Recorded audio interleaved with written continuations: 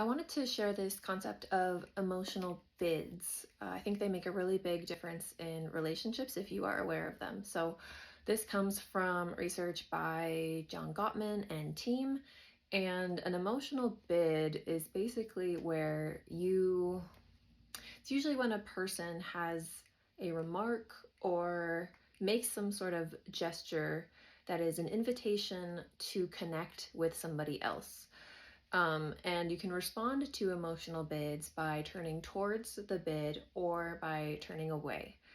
Um, and then I guess there's neutral response as well. So an example of this would be if I'm walking along the beach with my partner and I point out and say, "Hey, look, there's a boat over there."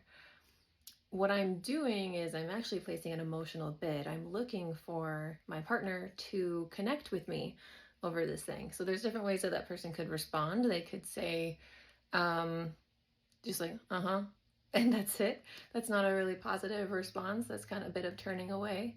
Um, they could also say, "Oh yeah, like I've always wanted to go on a boat. Didn't you have a relative that owned a boat?" And we use that emotional bid to connect closer with each other.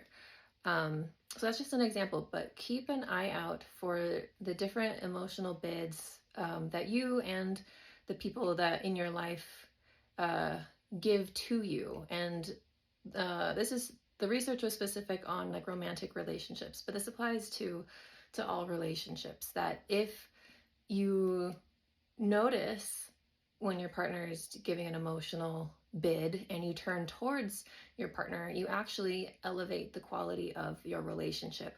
And in the Gottman research on this, they found that couples that had a very strong percentage of time that they would actually turn towards each other during these emotional bids um, stayed together many years later versus the newlyweds that they looked at and they measured how many times they looked at each other or turned towards each other's emotional bids.